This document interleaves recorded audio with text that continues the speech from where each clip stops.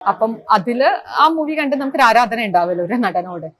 അങ്ങനെ ഇഷ്ടപ്പെട്ട ഒരാളെ ഒരു ഭാര്യയായിട്ട് ഒരു ക്യാരക്ടർ ചെയ്യാൻ കിട്ടുന്നതൊന്നും നോക്കിയില്ല, വേഗം വന്നു ആ ക്യാരക്ടർ ചെയ്യാൻ വേണ്ടി വന്നു. അങ്ങനെയാണ് ഞാൻ ആ ക്യാരക്ടറിലേക്ക് എത്തിപ്പെടുന്നത്. എന്നെ കാസ്റ്റ് ചെയ്തത്.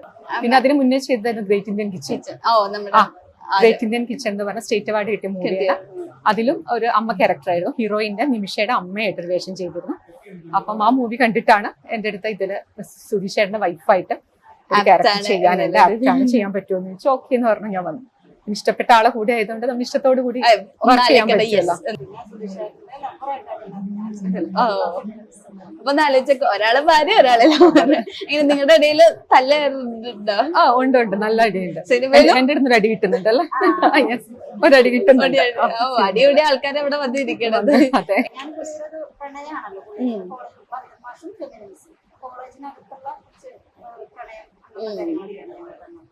ഓ, അപ്പൊ ആള് ഭയങ്കര സ്വീറ്റ് ആയിട്ട് ടൈപ്പ് ക്യാരക്ടർ ആണല്ലേ? സ്ട്രിക്ട്നെസ് ഒക്കെ ഉണ്ടല്ലോ.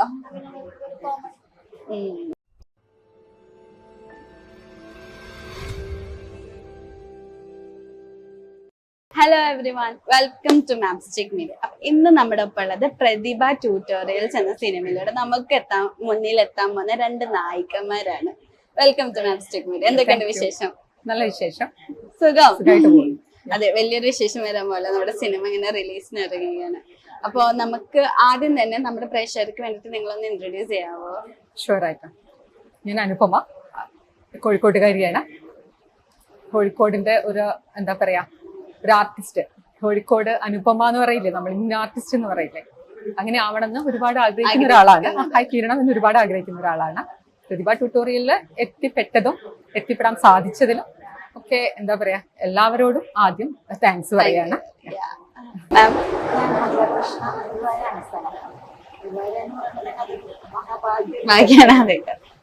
ഞാൻ കോമഡിയാണ് ചെയ്തുകൊണ്ടിരുന്നത്.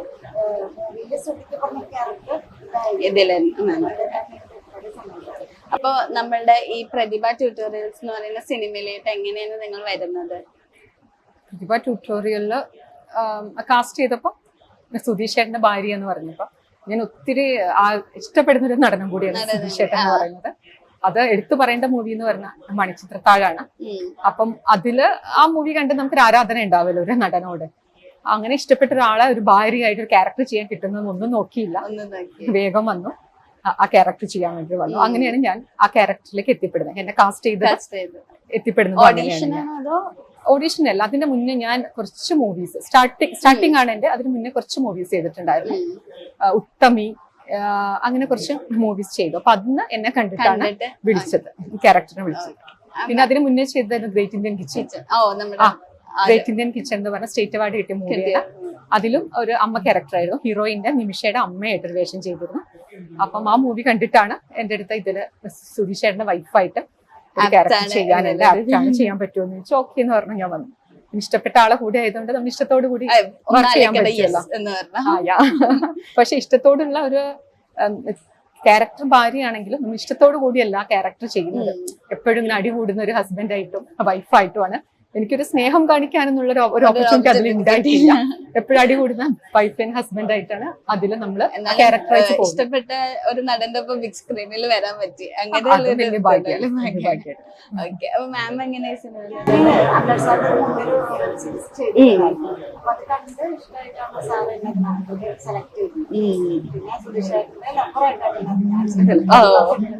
അപ്പൊ ആലോചിച്ചൊക്കെ ഒരാളെ ഭാര്യ ഒരാളെ ഇങ്ങനെ നിങ്ങളുടെ ഇടയിൽ തല്ലുണ്ടോ?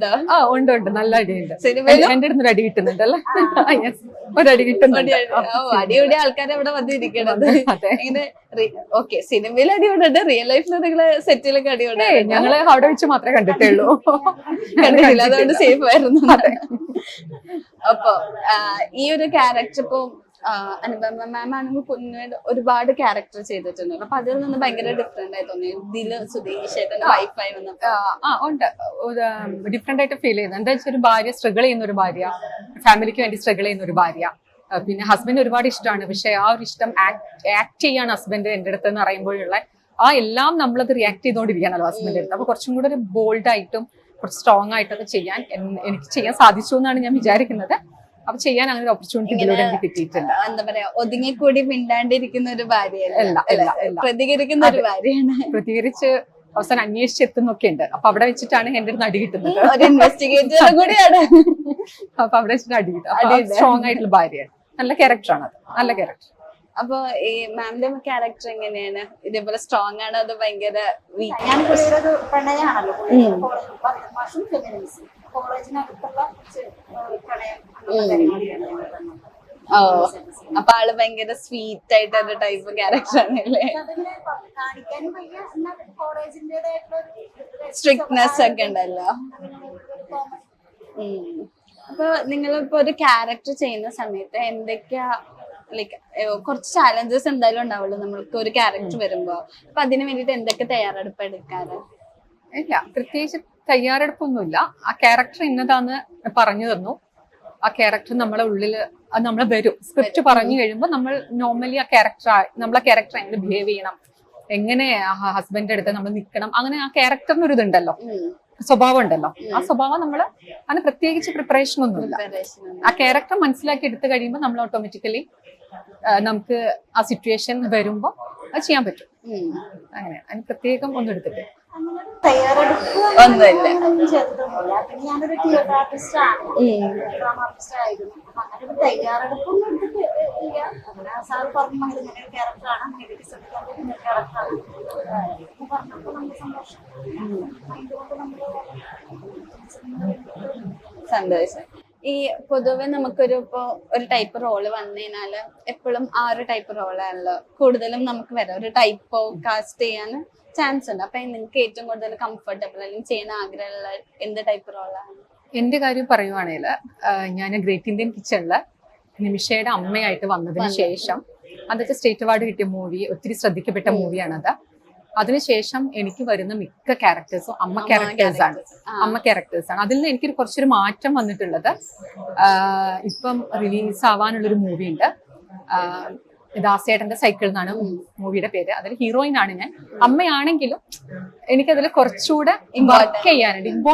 മെയിൻ ഇമ്പോർട്ടന്റ് ആയിട്ട് വരുന്നത് ഞങ്ങൾ wife and husband, Harish Peradi ഹീറോയും ഞാൻ ഹീറോയിനും ഒരു മോനും ഉള്ള, ഞാൻ ഹീറോയിൻ ആയിട്ട് ഫസ്റ്റ് വരുന്ന ഒരു മൂവിയാണ് അത്. അപ്പൊ ഇത്രയും വർക്ക് ചെയ്തതിൽ എനിക്കൊരു ഡിഫറെന്റ് ആയിട്ട് ചെയ്യാം. അമ്മ ക്യാരക്ടർ ആണെങ്കിൽ കൂടി എനിക്ക് കുറച്ചുകൂടെ ഇമ്പോർട്ടന്റ് ഉണ്ട് എന്ന് തോന്നുന്ന ഒരു ക്യാരക്ടർ ആ മൂവിയിലാണ്. പക്ഷെ ഈ ചെയ്ത ക്യാരക്ടേഴ്സ് ഒക്കെ ഇഷ്ടമാണ്, ഇഷ്ടത്തോടു കൂടി തന്നെ ഞാൻ ചെയ്തത്. പക്ഷെ ഏതൊരു ആർട്ടിസ്റ്റിനുള്ളിൽ ഉണ്ടാവല്ലോ ഒരു ഹീറോയിൻ ആയിട്ട് ഒരു വേഷം ചെയ്യാൻ കിട്ടിയിരുന്നെങ്കിൽ എന്നുള്ളത്.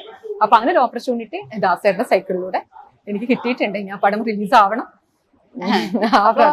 ലൈക്ക് ഇതുവരെ അങ്ങനത്തെ ടൈപ്പ് ക്യാരക്ടർ ഹീറോയിൻ ടൈപ്പ് ആണോ അത് എങ്ങനെയും പെർട്ടിക്കുലർ ക്യാരക്ടർ ചെയ്യാൻ ആഗ്രഹമുണ്ടോ? എനിക്ക് ഇന്ന ക്യാരക്ടർ എന്നല്ല, ചെയ്യുന്ന ക്യാരക്ടർ കുറച്ച് ഡെപ്ത് ഉള്ളതായിരിക്കും. വെറുതെ കുറെ ക്യാരക്ടേഴ്സ് ചെയ്തു പോവാന്നുള്ളതല്ല. ഞാൻ ചെയ്യുന്ന ക്യാരക്ടർ ആളുകളെ ഉള്ളില്, ഇപ്പൊ ഞാൻ പെട്ടെന്നൊരു ക്യാരക്ടർ പറയുമ്പോൾ ഗ്രേറ്റ് ഇന്ത്യൻ കിച്ചൺ, നിമിഷയുടെ അമ്മ, ഗർ, അലൻസിയേട്ടന്റെ വൈഫ്, അങ്ങനെ നമ്മൾ പറയുമ്പോ അത് ആളുകളെ പറഞ്ഞ് മനസ്സിലാക്കി കൊടുക്കുന്നുണ്ട്. പക്ഷെ ആളുകൾക്ക് വേഗം അത് സ്ട്രൈക്ക് ചെയ്യുന്നുണ്ട്. അതല്ലാണ്ട് തന്നെ ഒരു കുറച്ചൊരു ഡെപ്ത് ആയിട്ട് ഇന്ന ക്യാരക്ടർ ചെയ്ത ആളാണല്ലേ അത്, അങ്ങനെ ആളുകളുടെ ഉള്ളിൽ നമുക്ക് ഇരിക്കാൻ പറ്റുമോ എന്ന് പറയുന്നത് വലിയൊരു കാര്യമാണ്. ഒരു ആർട്ടിസ്റ്റിനെ സംബന്ധിച്ചിട്ട് ഏറ്റവും ഇമ്പോർട്ടന്റ് ആയിട്ടുള്ള ഒരു കാര്യമാണ്. അപ്പം അങ്ങനെയൊക്കെയുള്ള ക്യാരക്ടർ ചെയ്യണം. അത് ഏത് ക്യാരക്ടർ ആണെങ്കിലും കുറച്ച് ഡെപ്ത് ഉള്ള ക്യാരക്ടർ ചെയ്യണം എന്നാണ് ആഗ്രഹം.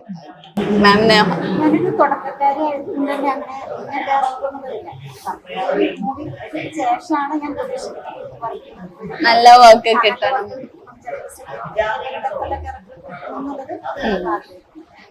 അപ്പൊ നമ്മുടെ ഈ സിനിമയെ ഇപ്പൊ പൊതുവെ ഞാൻ ട്രെയിലറൊക്കെ കണ്ടപ്പോ ഭയങ്കര എന്റർടൈൻമെന്റ് മോഡാണ് പിടിച്ചു പോണത്. തമാശയും ഇപ്പൊ സുധീഷ് ചേട്ടന്റെ കുറെ തമാശ, അങ്ങനെ കുറച്ച് തമാശയുള്ള എന്റർടൈൻമെന്റ് മോഡ് പിടിച്ചു ആ ഒരു മോഡിലാണ് പോണെന്ന് പറഞ്ഞു. അപ്പൊ പൊതുവെ ഇപ്പൊ ഇറങ്ങുന്ന പടങ്ങളും അങ്ങനെ ഒരു മോഡ്. അപ്പൊ നമ്മുടെ ഓഡിയൻസിനെ പിടിച്ചിരുത്താനുള്ള എലമെന്റ് ഈ സിനിമയിൽ ഉണ്ടെന്ന് നിങ്ങൾക്ക് തോന്നിയിട്ടുണ്ട്? ഉണ്ട്, കുറെ കോമഡി വർക്ക്ഔട്ട് ചെയ്യുന്നുണ്ട്. എന്നുവെച്ചാൽ സ്റ്റുഡൻസ്, യങ്സ്റ്റേഴ്സിന് മിക്കവാറും കുറെ ചെയ്യാൻ ഇഷ്ടപ്പെടുന്ന ഒരു മൂവിയാണ്. പിന്നെ കുറെ യങ്സ്റ്റേഴ്സിന്റെ കൂടെ തന്നെ കുറച്ച് ഏജ് ആയുള്ള ആളുകളും, അതായത് എന്റെ ഹസ്ബൻഡായിട്ട് ക്യാരക്ടർ ചെയ്യുന്ന സുധീഷ് ചേട്ടനും ആ ഒരു കാറ്റഗറിയിലേക്ക് പോയിട്ട് ഒരു പ്രണയമൊക്കെ അവിടെ വർക്ക്ഔട്ട് ആവുന്നു. അപ്പൊ എന്തായാലും ഈ ടൈപ്പ് ഓഫ് ആളുകൾക്ക് അത് ഭയങ്കര ഇഷ്ടപ്പെടും. അങ്ങനെ ഒരു മൂവിയാണ്. അപ്പൊ ഈ നമ്മള് പൊതുവെ നമ്മുടെ ഓഡിയൻസിന് ഭയങ്കര എന്താ പറയാ മാരേജ് അല്ലെങ്കിൽ അങ്ങനത്തെ ഒരു ഫാമിലി മാൻ എന്നൊക്കെ പറയാൻ ഭയങ്കര ഇമ്പോർട്ടന്റ് ആണല്ലോ. അപ്പൊ ഈ ഒരു പ്രണയം, ഒരു ഫാമിലി മാൻ ആയിട്ട് ഒരു പ്രണയം ഉണ്ട് എന്നുള്ളതൊക്കെ ആ ഓഡിയൻസിന്റെ ഇടയിൽ ഒരു വർക്ക്ഔട്ട് ആവാൻ ചാൻസ് ഉണ്ടെന്ന് തോന്നിയിട്ടുണ്ടോ? അത് നോർമലി ഇപ്പം നമ്മുടെ സൊസൈറ്റിയിൽ നിന്ന് നടന്നുകൊണ്ടിരിക്കുന്ന കാര്യമാണത്. അപ്പൊ അത് വർക്ക്ഔട്ട് ആവാണ്ടിരിക്കില്ല. പ്രത്യേകിച്ച് ഫാമിലിക്ക് അത് എന്തായാലും വർക്ക്ഔട്ട് ആവും. എന്താ ചെയ്ത് ഫാമിലി എടുത്തു നോക്കിയാലും ഇപ്പുറത്തെ ഒരു ഫാമിലി ഉണ്ടെങ്കിലും അപ്പുറത്തെ ഒരു ചെറിയ ഒരു പ്രണയം ഒക്കെ ഉണ്ട്. ഇപ്പത്തെ ജനറേഷൻ അങ്ങനെയാണ് പോകുന്നത്. അപ്പൊ എന്തായാലും ആ ടൈപ്പ് ഓഫ് ഒരു സ്റ്റോറി ആയതുകൊണ്ടും അങ്ങനെയാണ് ഇപ്പത്തെ ജനറേഷൻ മൂവ് ചെയ്തുകൊണ്ടിരിക്കുന്നത്. അപ്പൊ എന്തായാലും ഇഷ്ടപ്പെടാതിരിക്കാൻ ഒരു ചാൻസ് ഇല്ല, ഇഷ്ടപ്പെടും.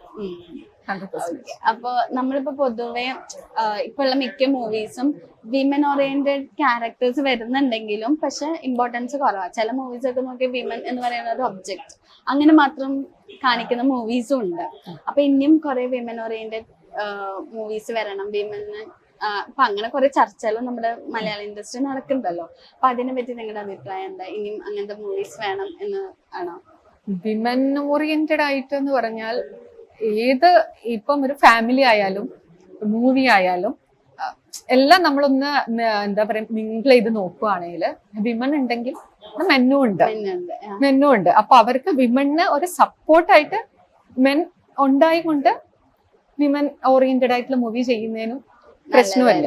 വിമൻ ഓറിയന്റഡ് മാത്രം ചെയ്യണമെന്ന് എനിക്ക് അഭിപ്രായമില്ല. ഞാനൊരു ഫാമിലി ഓറിയന്റഡ് ആയിട്ടുള്ള പേഴ്സൺ ആണ്. എന്റെ ബാക്ക് ബോൺ എന്ന് പറയുന്നത് ഈക്വലി ഇമ്പോർട്ടന്റ് അല്ലെങ്കിലും ഈക്വലി ഇമ്പോർട്ടന്റ് അല്ലെങ്കിലും വിമൻ ഓറിയന്റഡ് ആയിട്ട് ചെയ്യണം എന്ന് നമ്മൾ അത്രയ്ക്ക് ആഗ്രഹിച്ച് ചെയ്യുകയാണെങ്കിൽ അതിന്റെ ബാക്ക് സപ്പോർട്ടായിട്ട് മെൻ എന്തായാലും ഉണ്ടാവും. അപ്പം അങ്ങനെ വിമൻ ഓറിയന്റഡ് മാത്രം അങ്ങനെ ഒരു ഇത് എനിക്കില്ല. ഞാനൊരു ഫാമിലി ഓറിയന്റഡ് പേഴ്സൺ ആയതുകൊണ്ടാണ് ഞാൻ പറയുന്നത്. എനിക്കറിയാം അതിന്റെ സപ്പോർട്ട് എത്രത്തോളമാണ് നമുക്ക് എഫക്ട് ചെയ്യുന്നത്, അല്ലെങ്കിൽ നമുക്ക് അത് കിട്ടിക്കൊണ്ടിരിക്കുമ്പോൾ ആ സപ്പോർട്ട് കൊണ്ടാണ് ഞാൻ ഇന്ന് ഇന്റർവ്യൂവിൽ പോലും വന്നിരിക്കുന്നത്. ഇന്ന് ഞാൻ ഇൻഡസ്ട്രിയിൽ ഉള്ളതും നിൽക്കുന്നതും എന്റെ ബാക്ക് ബോൺ എന്ന് പറയുന്നത് എന്റെ ഹസ്ബൻഡും ഫാമിലിയും തന്നെയാണ്. അപ്പം വിമൻ ഓറിയന്റഡ് ആയിട്ട് മാത്രം ഞാനത് അഭിപ്രായപ്പെടുന്നില്ല. ഇപ്പോഴത്തെ ചർച്ചകളിലൊക്കെ കേട്ടിട്ടുണ്ടല്ലോ, സിനിമയിലോട്ട് വരുന്ന ഓരോ സ്ത്രീകൾക്കും ഒരുപാട് ഇഷ്യൂസ് ഫേസ് ചെയ്യുന്നു. അപ്പൊ അങ്ങനെ കുറെ ചർച്ചകൾ ഇപ്പൊ നടന്നുകൊണ്ടിരിക്കും. അപ്പൊ നിങ്ങളുടെ അഭിപ്രായം അതിനെ പറ്റി? ഇന്ന് ശരിക്കും സിനിമയിൽ അങ്ങനത്തെ പ്രശ്നങ്ങൾ ഉണ്ടെന്ന് തോന്നിയിട്ടുണ്ടോ? അങ്ങനെ ചോദിച്ചാല് അത് എത്രത്തോളം എന്ന് പറയാൻ പറ്റില്ല. നമ്മൾ ഏത് ഫീൽഡ് ആണെങ്കിലും നമ്മൾ നിൽക്കുന്ന പോലെയാന്ന് ഞാൻ പറയുള്ളൂ. എന്താ വെച്ചാൽ നമ്മള് നോ പറയേണ്ടടുത്ത് നോ പറഞ്ഞാല് ഒരു പ്രശ്നങ്ങൾ ഉണ്ടാവില്ല. എന്താ വെച്ചാൽ ഞാൻ അത് എക്സ്പീരിയൻസ് ചെയ്ത ആളാണ്. നമ്മൾ നോന്ന് പറയാത്തടത്താണ് പ്രോബ്ലംസ് ഉള്ളത്. നമ്മൾ ഒരു സ്ട്രേറ്റ് ഫോർവേഡ് ആയിട്ട് കാര്യങ്ങൾ നോക്കുന്നതും കൊണ്ടുപോകുന്നതും ആയ ഒരു ലേഡി ആണെങ്കിൽ അവർക്ക് പറ്റില്ല എന്ന് പറയുന്ന കാര്യം അവർക്ക് ഫേസ് ടു ഫേസ് എത്തിയിട്ടുണ്ടെങ്കിൽ അവരത് നോന്ന് പറയാൻ വേണ്ടി പറ്റണം. എന്താ വെച്ചാൽ ഞാനൊരു മാർഷൽ ആർട്സിന് ക്ലാസ് എടുക്കുന്ന ഒരാളാണ്. അപ്പൊ ഞാൻ കുട്ടികൾക്ക് ഫസ്റ്റ് പറഞ്ഞു കൊടുക്കുന്ന കാര്യം ഇതാണ്.